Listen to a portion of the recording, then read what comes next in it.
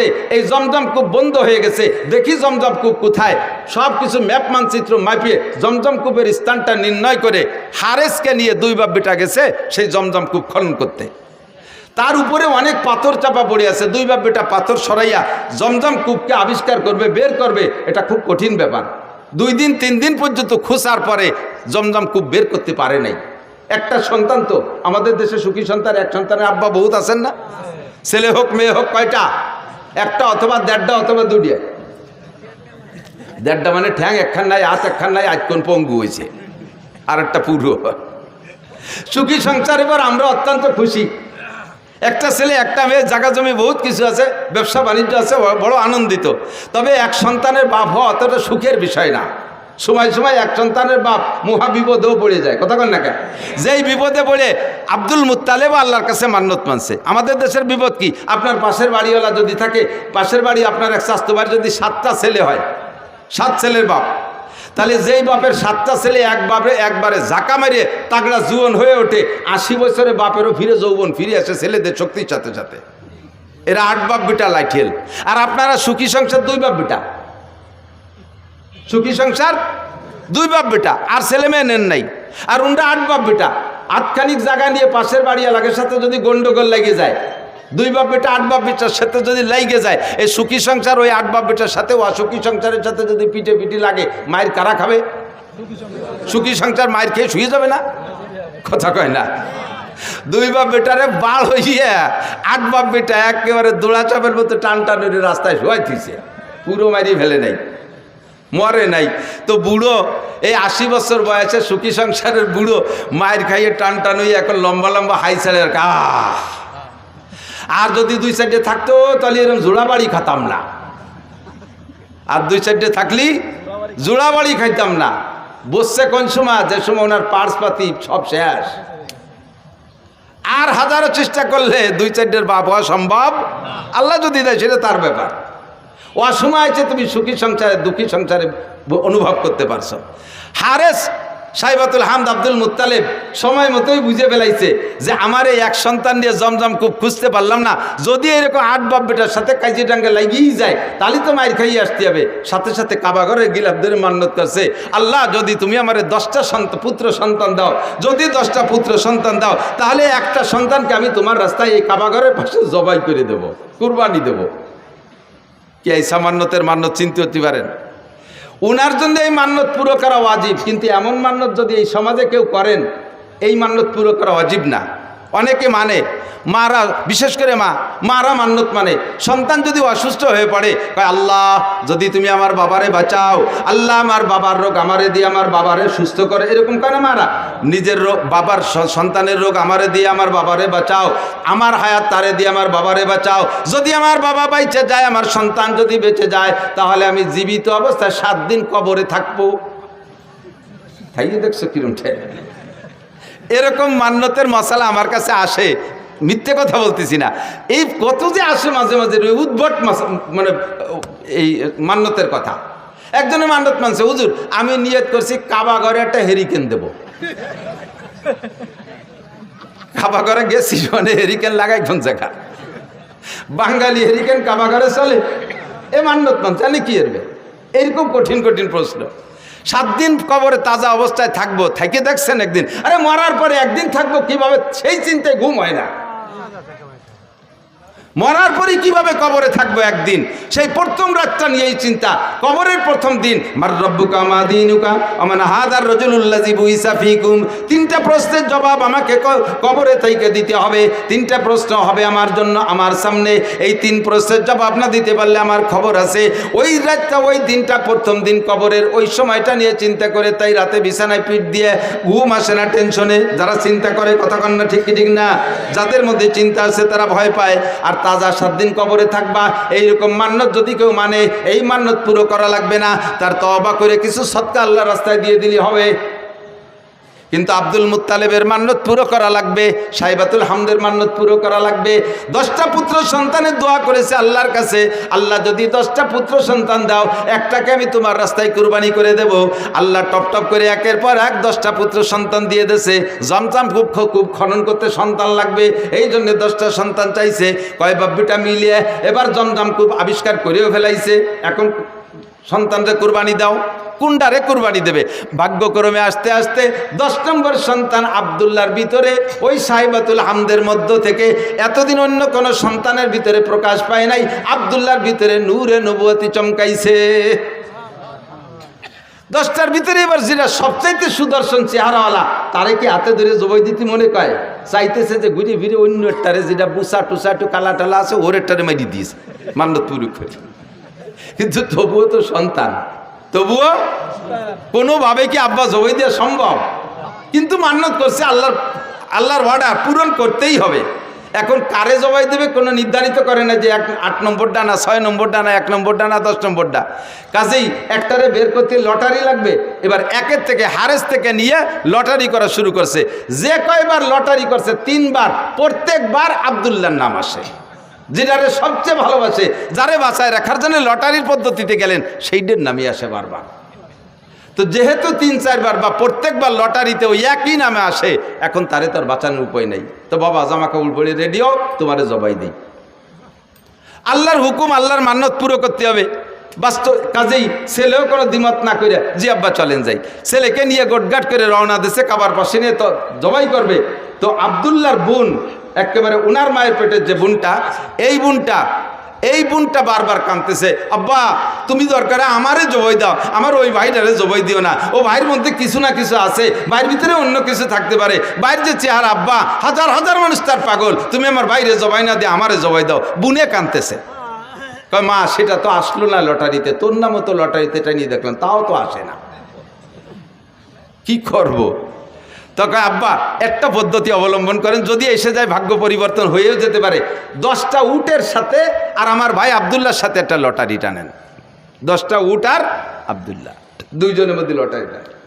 সেই সময় একজন মানুষকে যদি কেউকে যদি কেউ হত্যা করতো, একজন মানুষের জীবনের বিচার 10টা উট। সেই জন্য 10 উটের সাথে লটারি টানতে বলছে। তো 10 উটে লটারি টানছে, এ জায়গায় 10 উটের নামে লটারি আসে নাই, আব্দুল্লাহর নামে শিখেছে। কাব্বাত আলী 20টায় টানেন, 20টে টানছে, তা আব্দুল্লাহর নাম। 30টায় টানেন, তা আব্দুল্লাহর নাম। 40টায় টানেন, তা আব্দুল্লাহর নাম। 90টায় টানেন, তাও আব্দুল্লাহর নাম। কয় যে মা আর বাঁচানো গেল না, আর কত টানবো? কয় যে আব্বা আর শেষবারের মতো 100 উটির সাথে একটা টান দিয়ে দেন। একদিকে 100 উট, আরেকদিকে আব্দুল্লাহ। এই 100 উট আর আব্দুল্লাহর ভিতরে লটারি টানলে এবার 100 উটের নামে লটারি আসছে। আব্দুল্লাহ বাইসে গেছে। বলেন আল্লাহু আকবার। আল্লাহ নবী আলাইহিস সালামকে আল্লাহ তাআলা দুনিয়া আনতেছেন। সবাই টাকা দেন, নেওয়া যাবে না। আর দোয়াই দেখছো, গাই দোয়াইছো কোনোদিন? না ফানাই দোয়ানো যায়? দইরে টান দিলি বান ছিঁড়ে যায়, দুধ বেরিয়ে।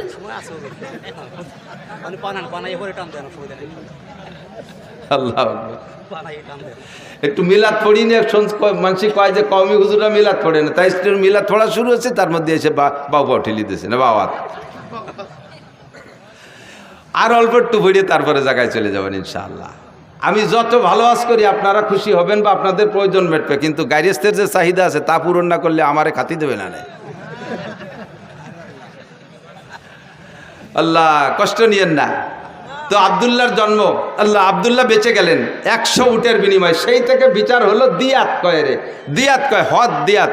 একজন মানুষকে মানুষ মারি ফেললে তার বিচার, তার যদি যান বাঁচাইতে হয় তাহলে 100 উট দিতে হবে, 100 উট বা সমমূল্য টাকা দিতে হবে।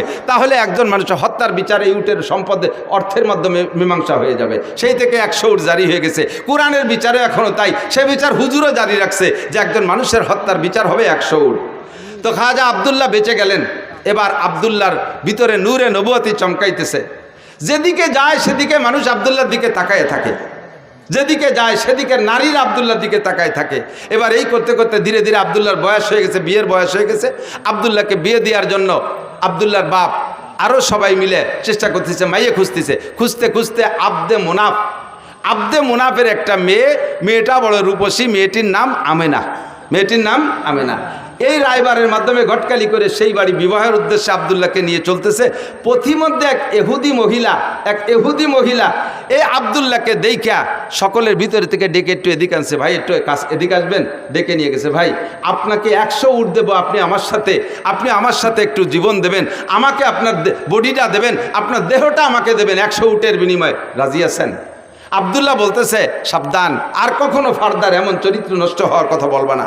আমি জীবনে কোনোদিন আমার চরিত্রে একটা তিল পরিমাণ দাগ লাগাইতে দেই নেই, আমার পূর্বপুরুষের ভিতরে এই বদনাম নাই, আর তুমি এমন নোংরা প্রস্তাব দিচ্ছ আমাকে।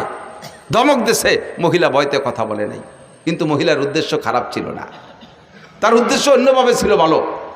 এবার আব্দুল্লাহ চলে গেছেন বিবাহের অনুষ্ঠানে, শ্বশুরবাড়ি চলে গেছে, বিয়ে হয়ে গেছে।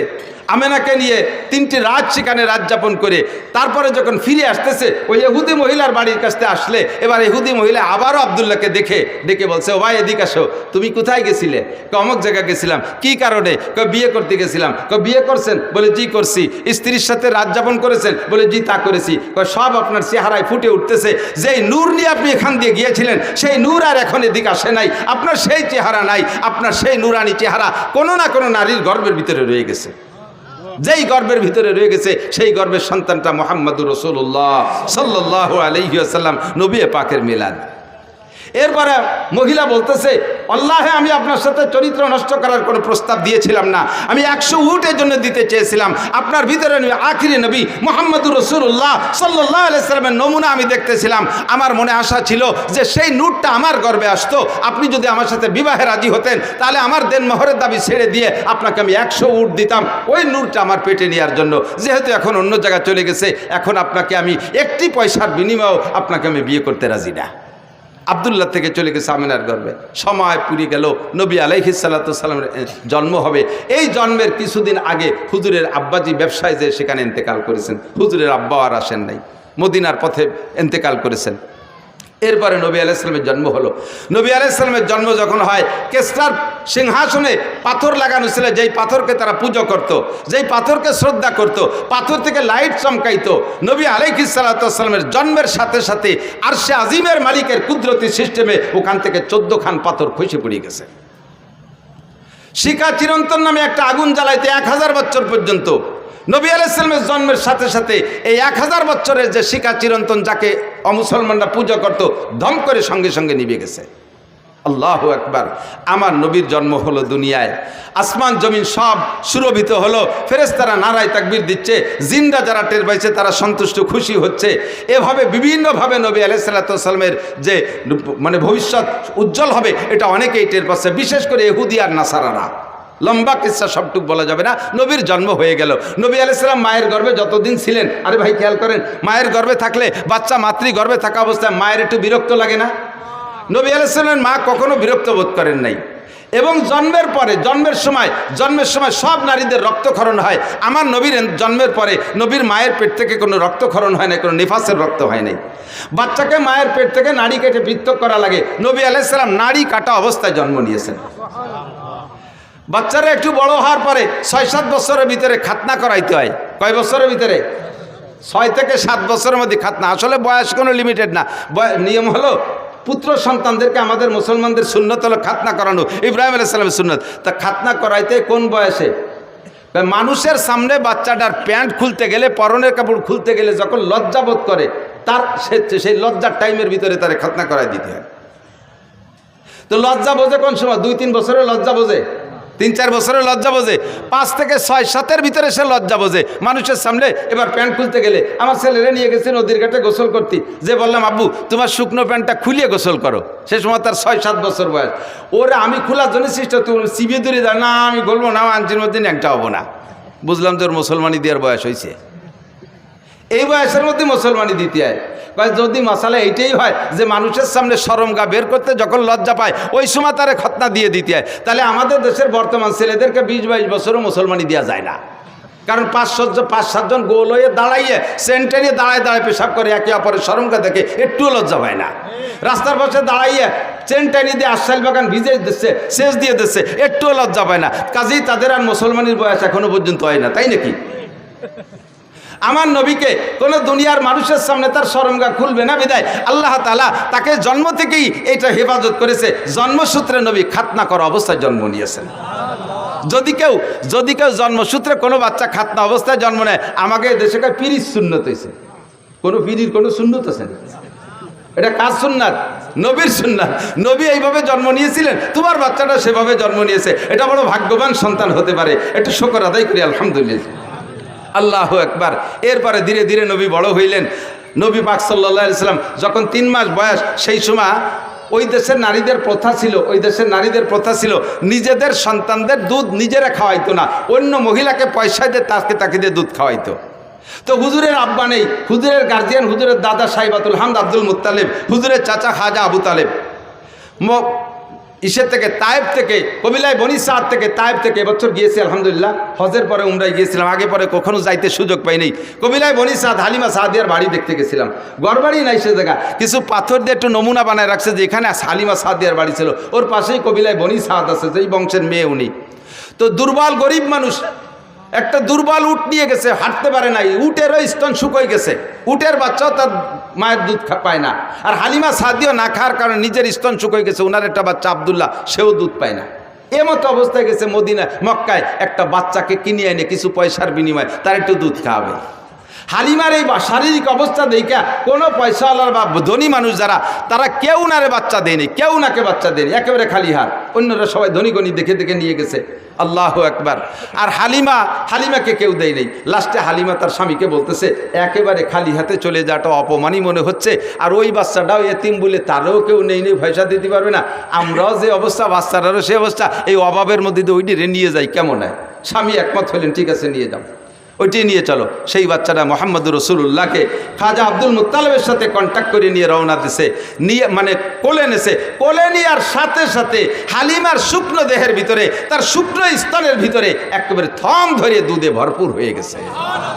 বাচ্চাও খাইছে, নিজের বাচ্চাও খাইছে আব্দুল্লাহ, আর নবী পাকও পেট পুরে দুধ পান করছেন। এর আগে 3 রাত পর্যন্ত আব্দুল্লাহ ঘুমোয় না দুধের অভাবে। উটের বাচ্চাটা ছটফট করতেছে দুধের অভাবে, উটের স্তনে দুধ নাই। হালিমা দুধ খাইলেই তো তার দুধ হবে। এখন হালিমা দুধ খাবে কোন জায়গা থেকে? সেই শুকনো স্তনওয়ালা উটটার থন সম্পূর্ণ দুধে ভরপুর হয়ে গেছে। উটের বাচ্চাও খাইছে, দোয়াইয়ে উন্ডাও খাইছে, আরামসে ঘুমাইছে। যেই উটটা হাঁটতে শক্তি পায় না, সেই উটের পিঠে সওয়ার হয়ে 3 জনে রওনা দিছে। শক্তিশালী সব উটকে পিছে ফেলাইয়া আমার নবীর উট সবচাইতে আগে চলে গেছে। 3 মাসে বাচ্চাকে নিয়ে চলে গেছে। যখন 2 বছর পুড়িয়ে গেছে, দুধ খাওয়ানোর মেয়াদ শেষ, এরপরে নিয়ে আসছে হালিমা আবার আমেনার কাছে, এনে বলতেছে, মা এই যে আপনার বাচ্চা। তা আমেনা বলতেছেন, বাচ্চাদেরকে মূল আদর্শ সামাজিকতা যদি শিখাইতে হয়, তাহলে মূল আদর্শ আর সামাজিকতা আছে গ্রাম অঞ্চলে। শহরে 12 বেজালি মানুষ, শহরে 12 দেশের মানুষ, এ জায়গায় মূল আদর্শ খুঁজে পাওয়া যায় না।